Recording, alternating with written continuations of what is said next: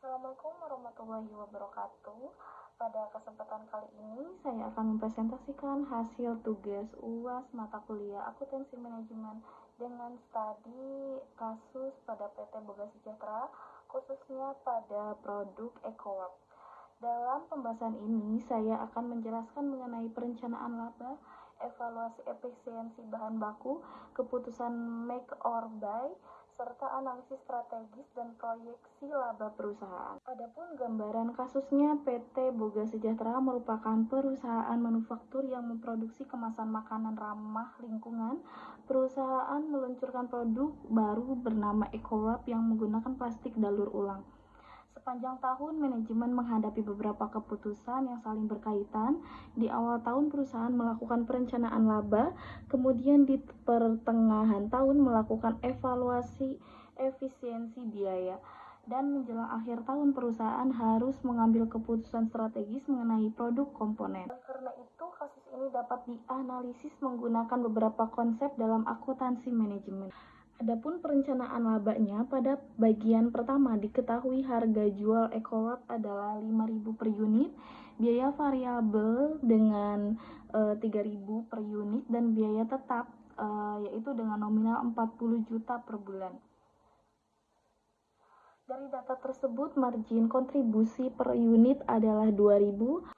Selanjutnya diperoleh dengan membagi biaya tetap sebesar 40 juta dengan margin kontribusi 2.000, hasilnya adalah 20.000 unit. Jika konversikan ke rupiah, BEP-nya adalah 100 juta, artinya perusahaan harus mencapai penjualan minimal 20.000 unit atau 100 juta per bulan agar berada pada posisi impas. Selanjutnya itu ada target laba. Manajemen menargetkan laba sebesar 20 juta per bulan. Untuk mencapai target tersebut, perusahaan harus menjual 30.000 unit. Jika dibandingkan dengan target penjualan perusahaan sebesar 50.000 unit per bulan, terdapat selisih 20.000 unit. Jadi, berdasarkan data yang tersedia, target laba sebesar 20 juta per bulan masih realistis untuk dicapai karena kebutuhan penjualan berada di bawah target penjualan perusahaan. Selanjutnya masuk ke bagian 2, yaitu evaluasi efisiensi penggunaan bahan baku. Standar penggunaan bahan baku adalah setengah kilogram per unit dengan harga standar 10.000 per kilogram. Pada bulan Juni, perusahaan memproduksi 48.000 unit menggunakan 10.000 kilogram bahan baku dengan harga aktual 10.500 per kilogram. Dari data tersebut, kita menghitung dua jenis variance, yaitu material price variance dan material quantity variance. Untuk material price variance atau MPV, hasil perhitungan dari 5 juta unfavorable. Hal ini terjadi karena harga aktual bahan baku sebesar 10.500 lebih tinggi dibandingkan harga standar sebesar 10.000 per kilogram. Jadi perusahaan mengalami tambahan biaya sebesar 5 juta akibat perbedaan harga bahan baku. Selanjutnya adalah material quantity variance. Untuk menghasilkan 48.000 unit berdasarkan standar setengah kilogram per unit, seharusnya perusahaan menggunakan 9.600 kilogram bahan baku. Namun penggunaan aktual mencapai 10.000 kilogram, artinya terdapat kelebihan penggunaan sebesar 400 kilogram. Hasil perhitungan MQV adalah 4 juta unfavorable. Hal ini menunjukkan adalah pemborosan penggunaan bahan baku dalam proses produksi.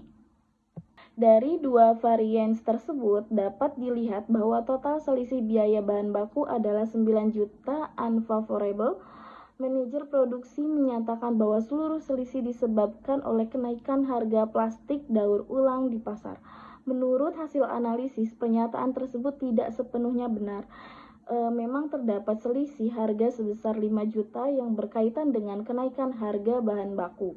Namun terdapat juga selisih kuantitas sebesar 4 juta yang menunjukkan adanya penggunaan bahan baku melebihi standar.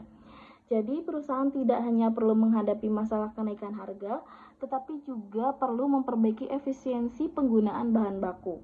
Selanjutnya itu pada bagian ketiga, perusahaan mendapatkan tawaran dari pemasok untuk membeli tutup kemasan EcoWrap dengan harga 800 per unit. Sementara itu perusahaan saat ini memproduksi sendiri dengan biaya bahan baku 400, tenaga kerja langsung 250, overhead variabel yaitu dengan harga 100 dan overhead tetap yaitu 150 per unit. Namun overhead tetap sebesar 150 tidak akan berkurang apalagi produksi dihentikan.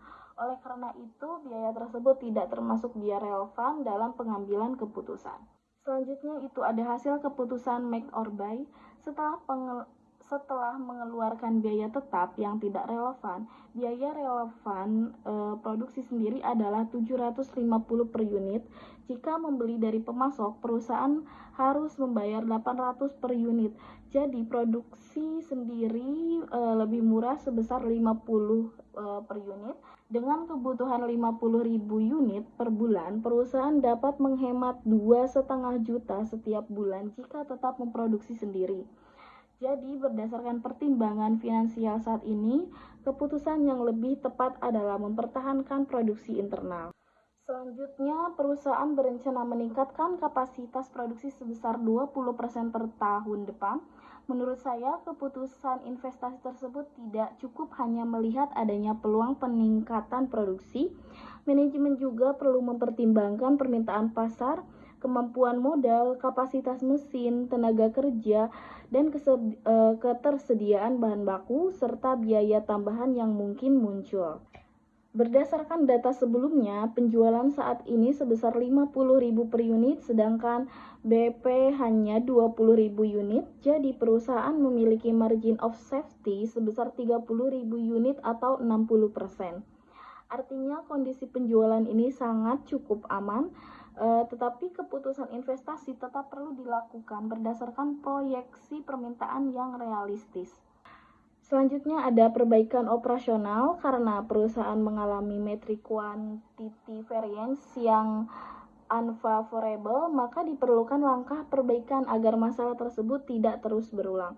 Pertama, perusahaan perlu meningkatkan pengawasan penggunaan bahan baku. Kedua, perlu dilakukan evaluasi terhadap proses produksi untuk mengetahui penyebab pemborosan. Ketiga, perusahaan dapat memberikan pelatihan kepada karyawan agar penggunaan bahan baku lebih sesuai dengan standar. Selain itu, evaluasi antara penggunaan aktual dan standar perlu dilakukan secara rutin agar penyimpangan dapat segera diketahui. Resiko jangka panjang make or buy. Walaupun produksi sendiri lebih murah 50 per unit, keputusan tersebut tetap memiliki resiko jangka panjang. Resikonya antara lain kenaikan bahan baku, kenaikan biaya tenaga kerja, kerusakan mesin, keterbatasan kapasitas, serta perubahan teknologi. Selain itu, pemasok juga dapat menurunkan harga di masa depan sehingga keputusan membeli bisa menjadi lebih menguntungkan. Karena itu, keputusan make or buy sebaiknya tidak hanya didasarkan pada kondisi saat ini, tetapi harus dievaluasi kembali apabila terjadi perubahan biaya atau kondisi perusahaan. Selanjutnya itu ada proyeksi pertumbuhan laba. Untuk bagian terakhir, perusahaan menargetkan pertumbuhan laba sebesar 25% dari target laba sebelumnya, yaitu 20 juta per bulan.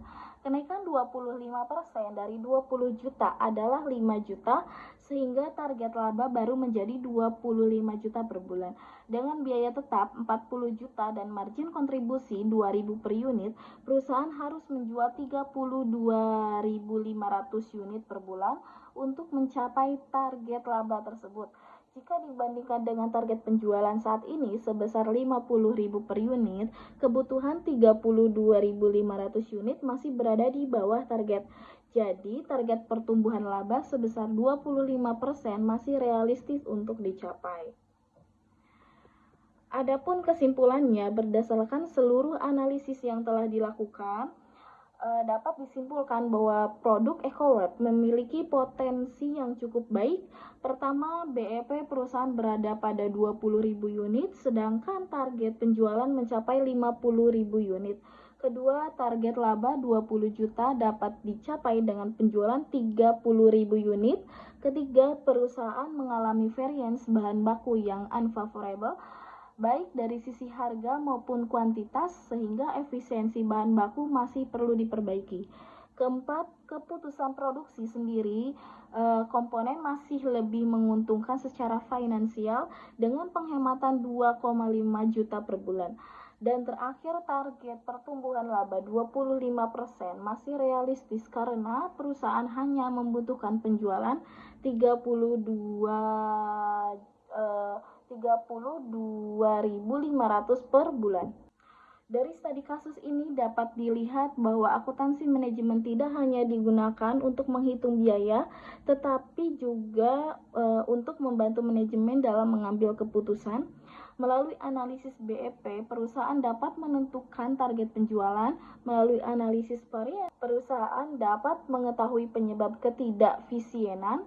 Sedangkan melalui analisis biaya relevan, perusahaan dapat menentukan pilihan produksi yang paling menguntungkan. Demikian presentasi UAS dari saya. Terima kasih atas perhatiannya. Wassalamualaikum warahmatullahi wabarakatuh.